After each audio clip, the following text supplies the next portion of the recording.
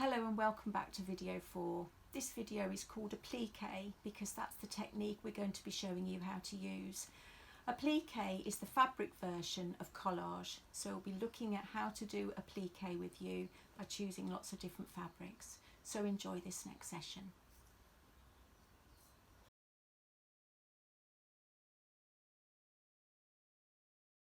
Sit down first. So our collage and drawing over the top is finished, so it was all dry and the pen has nearly dried.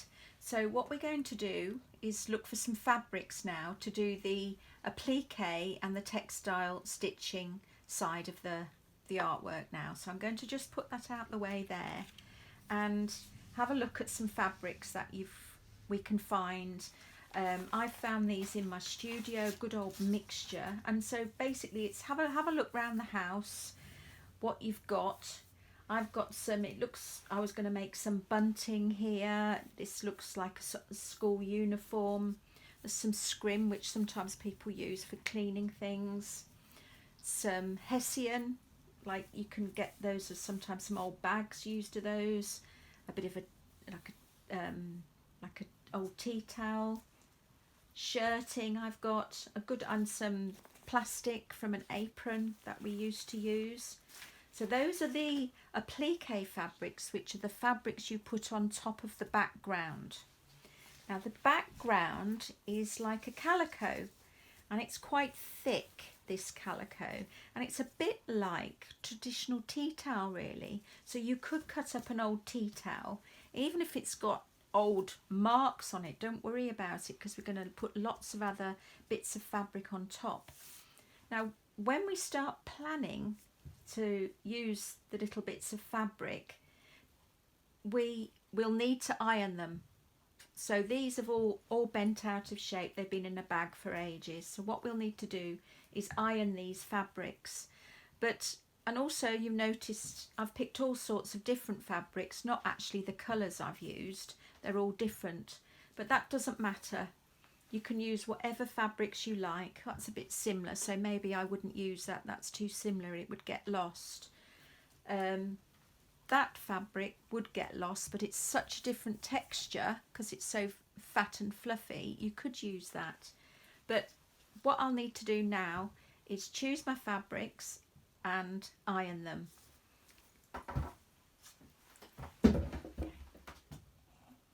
Right, so I'm looking at my collage. So we're just looking at the background shapes, these big shapes, these coloured shapes, to give us an idea for our new piece of artwork. So I've ironed the pieces of fabric I'm going to be using. So these are old shirts, some school dress, some plastic. I found some fabric that I've bought to make masks with. Some felt I must have used in an old project, and I think I did a project with this for the seaside with a bit of that. That's an old bit of shirt, bit more shirt, and some projects we use, just some old bits of cotton, and that's an apron.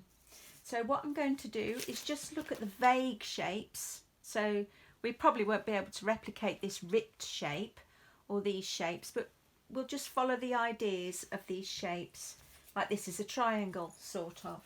So the only thing we really have to think of is balancing the colours out really. I really like that mix. It's a bit of contrast, and it's nice greens and blues, but with some contrast of the pink and the orange. That's all. That sometimes gives it a little bit of an edge on a piece of artwork.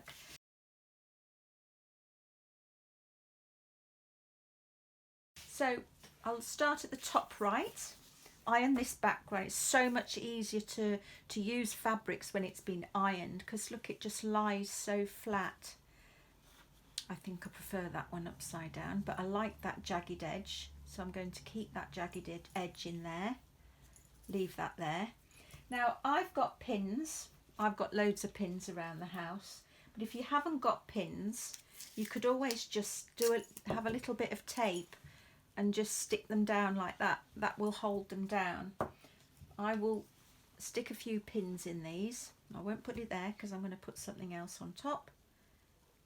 just pin them like that. Actually, that's quite nice thick fabric there. Now I've got a shape coming up here which I like, and I've got some houses there. Now, do I want that there? That might be quite nice there, going up there, because you can see inside there, can't you? So I'm going to just cut that down a little bit. So I'm not being very careful at all, and I really love that ripped edge, so I'm going to keep that. I'm going to keep that inside, and also then you can see that there. So that's where I might put a pin now on top of there to pin the two together. Or of course you can tape it and hold it down flat and tape it like that. I won't bother pinning that yet. So we could use that somewhere else to balance the, so I could keep that bit to use up there, which would be nice, either that way. So we're balancing the shapes and the colours. Now there's a nice bit of green here, which we could use as a fish down here. And look, it's even got a shape already. And I don't like to cut neatly, because when we lay the black over the top, that will be neat and it will bring it all together. So we don't have to worry if you've got an old pair of scissors that are really jaggedy. So I like doing it really rough. And look at that lovely edge now, which is very much like our ripped piece there. So those pieces don't actually touch, so I might just go down a bit, or maybe cut that top bit off. Just really rough again. There we are. Oh, look at that nice jagged edge.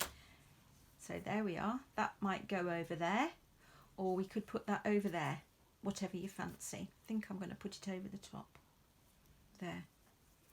I'm just going to put a little bit of tape on those two, because it's thin, it's easy to, the fabric's thin, it's easy to tape down. So we're building this up now. Right, where should we have the blue?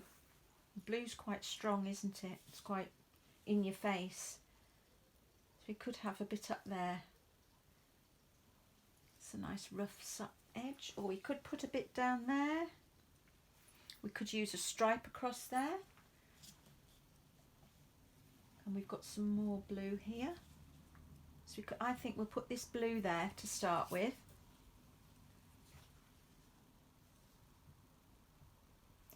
I think I might put that as a background shape for now. So that shows that that area is all together. And then we can put some shapes over the top. So I'm just going to cut that again really rough. That bit, look at that bit there. That goes there.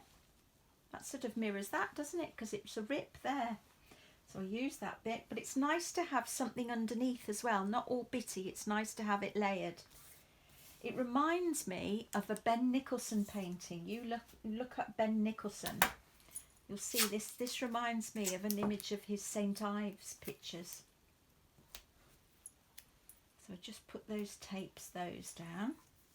This is just in case you need to go and make a cup of tea and you come back. So let's have a look at this shape here. I quite fancy that in the middle there. Look at all those jagged edges, are really nice.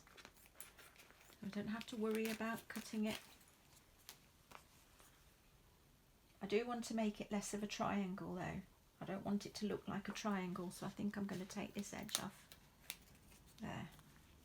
Less of a triangle. Keep it like that.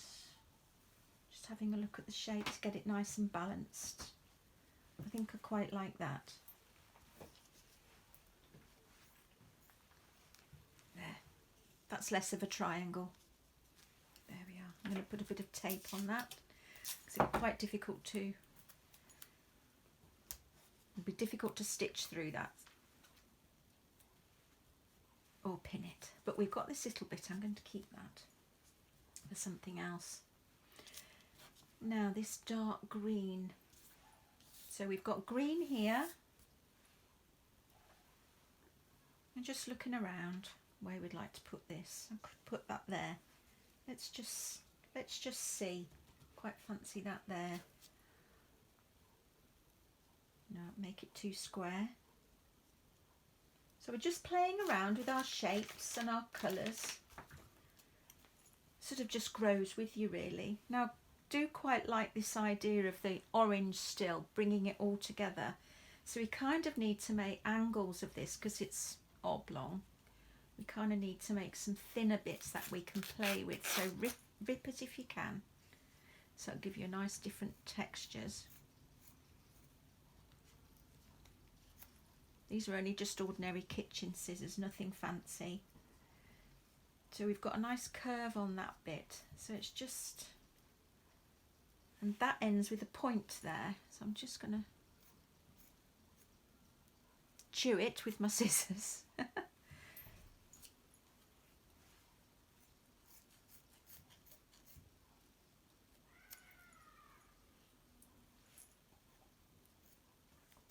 There we are, because we need lots of different shapes to make this semicircle. So come round there and fill it up, fill the shape. That ends up with a flat end, doesn't it, there? So I'll rip that again.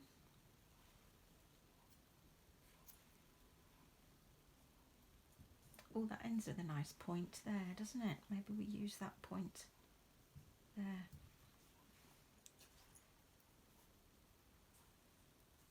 Also, sometimes if you do think this space is too empty, I do like spaces, but if it's too empty, you can just bring the shape out a little bit. I quite like that. Now we're going to need a few bits of tape to tape that down, and that is easier, isn't it, than pinning all these little bits together. So tape those down.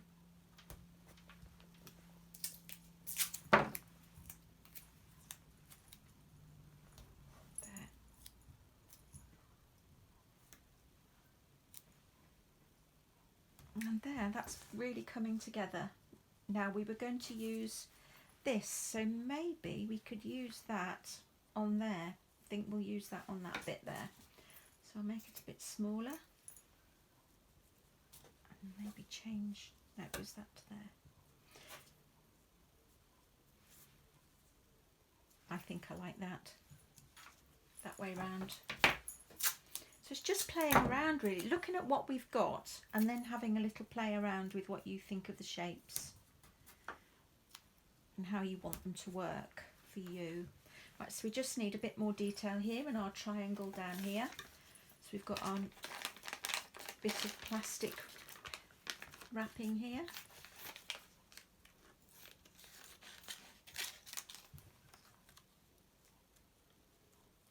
And we've joined that, I've joined that together, haven't I? But quite like that.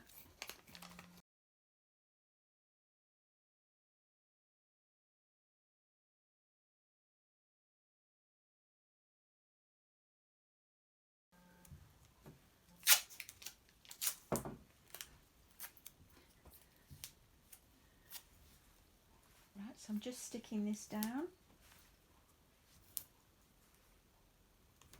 There we are. I'll just stick that round the corner because obviously you can't iron plastic.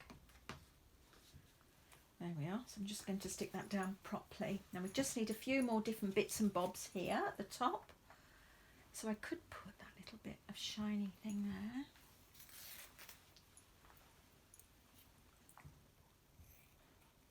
A bit over the top there. And then I've got these lines going down, so it'd be quite nice to have those going across. Put that over the top. And that one over the top. And we could I'll just lower it a little bit because then we can see the turquoise over there. Some nice continuity underneath. There we are. I just need a bit more tape.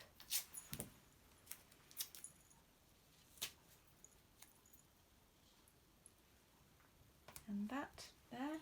Now I'm just going to put some blocks, I believe. There was some block and something just there. So what have we got? I think I'm going to put a layer, make it just a bit thinner over the top there, put it under there. I could move the pin and put it under. And I haven't used my pink bit. Shall I put the pink in the middle just there? I think it is sort of a fish shape, but I don't want it too neat.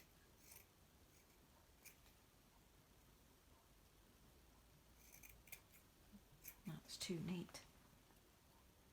I think that's too I think that's too dominant. It's taking over. I don't want that. So I'm going to change it. I want this old shirt. I like that much better. So we're just learning as we go, aren't we? What looks right. I'm just having a little play.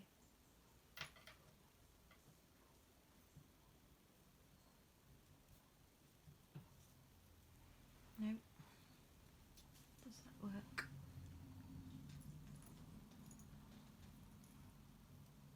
I think it's this straight line. Need to get rid of that straight line.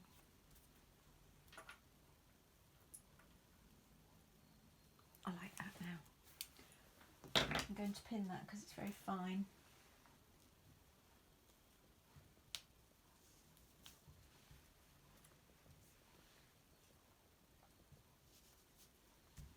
Right, so I'm quite happy with that. We've got a little bit of pattern, we've got some stripes, we've got a bit more pattern, and it's all quite balanced. We've used that twice. I like that. We've got some gaps in the middle and a nice strong shape and a nice strong colour there. So there's a bit of everything in that picture there. So that's the next stage, and the next stage I'll show you how to tack it together.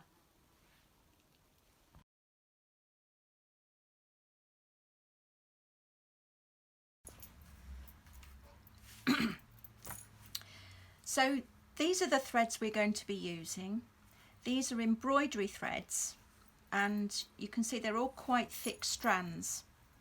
So you'd pull out a strand like that, and that's the black one, and this is the one I'll be using for these samples. So I'll just show you. I'll just cut a little bit off ready to use.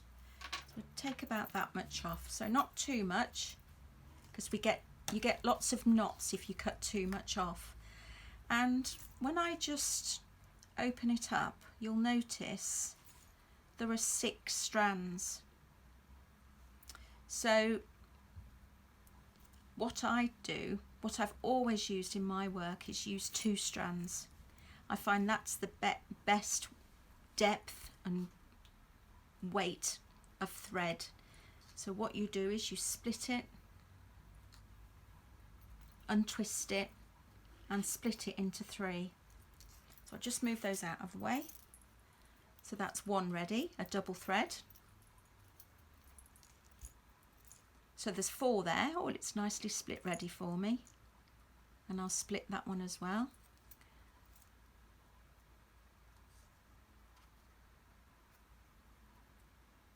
And you let them twist together. So you pull it apart, holding that bit so it doesn't get knotted. And you just let it twist again on its own. So it gets its twist back to the thread. And there's the other one.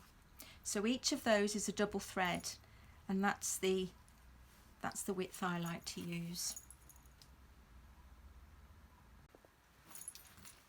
Right, for this section I'm just going to show you easy ways on how to thread the needle and not the thread and not lose the thread, because you've pulled your yarn and the threads come out the needle. So I'm just going to recommend that you use a little blob of water to make the end nice and sharp and thread the needle. Now I've used quite a large eye of the needle just so you can see, hopefully, in this video. So we thread the needle and because it's a double thread, we just have to do 1 knot. Now when I'm stitching, I always put my hand over the end so you never pull the knot out. That often happens. So just get used to just holding the end of the thread like that. You catch it, so when the knot gets to the end of the fabric, it doesn't come out and you don't lose it like that, which happens so many times. So with children, when that happens a lot, we recommend that you do a different way of threading the needle. Probably with a single thread you won't, oh I do need to, that end is rough. So we'll thread the needle again, but using a single thread, a little bit of water, thread it through. What you can do with this single thread is fold it in half, equal halves obviously, and do a double knot. Because the end of my needle is quite wide, the thread will go straight through the fabric, so we need a double knot for that. And you won't lose your thread then. And you won't be threading the needle every 2 minutes. So that's a good way of doing that one.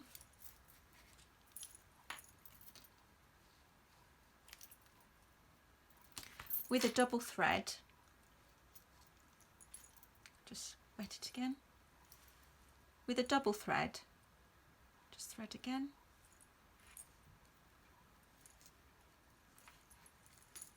Obviously this makes it a 4-ply thread. That means 4 strings, 4 threads to the 1 thread. You'll only need to do 1 knot. So there we are. So you won't lose the thread again.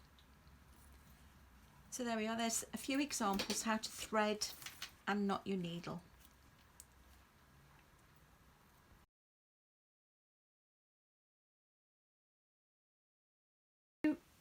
Everything's stuck down. We're just going to tack the pieces down so you can lift it up and move it about your artwork. So I'm going to put a knot. I have to literally do little knots like this, like that, and then we can start from the top. This is quite a big needle and a different colour, mainly a different coloured thread, so you can see where it is.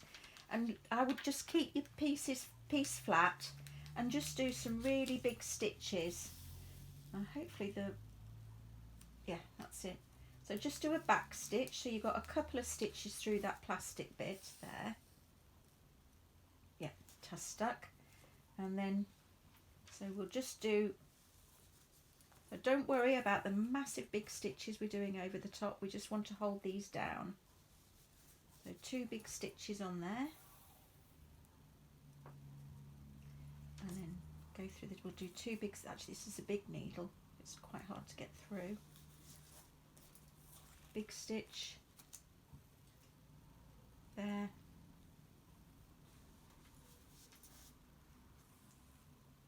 and there. Now when you want to do a knot, go back in like that, so you've done a double knot like that there, and I'll cut that off. So you've done that, little area is stuck down.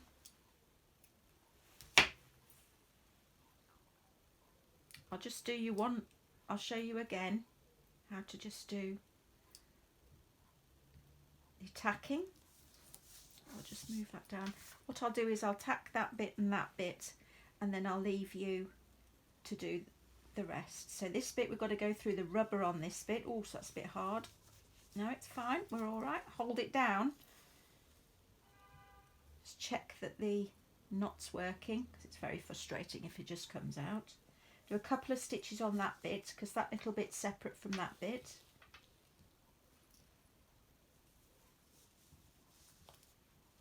Yeah, this is quite fine fabric. I think it might actually be silk, so it's good to do a few stitches in this, because it will move. It's quite light, it might fly around a bit. So just a couple in there. Make sure it's nice and flat, you don't pull it too tight. We'll do a couple of stitches there. So that's one stitched. That's a spare bit. And we'll just go down. So I'm stitching the 2 together, which is a good idea. And when you do it on the table, it's really good, because you know you're hitting the table. Like, don't do it on your knee and sew your trousers, which I've done many a time. It's very frustrating. So we'll just go down the middle of this big shape and stitch this down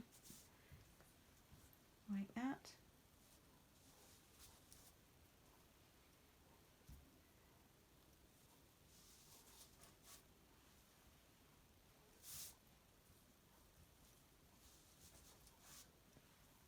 And then we'll do a little back stitch, so go back into that.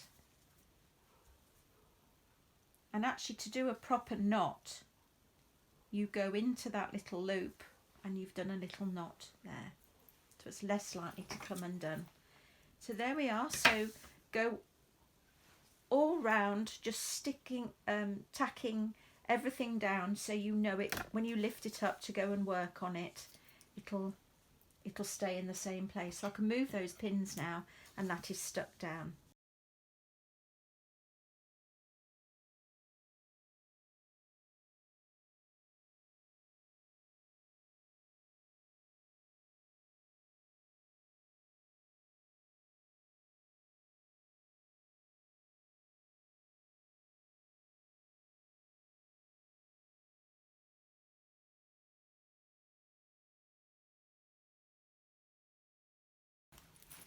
All finished.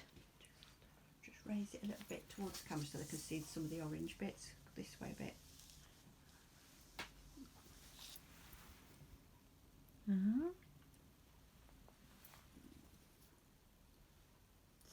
Yeah? Yeah. Good. I hope you enjoyed that session. And now you've done your applique, we're ready for the next stage, which is putting on the lines, the black lines. If any of you struggle with, or your students struggle with stitching, you can use the glue. So don't worry about that. We can use that in the next session as well. Some PVA or Pritt stick, it's fine. So I look forward to seeing you on the next session.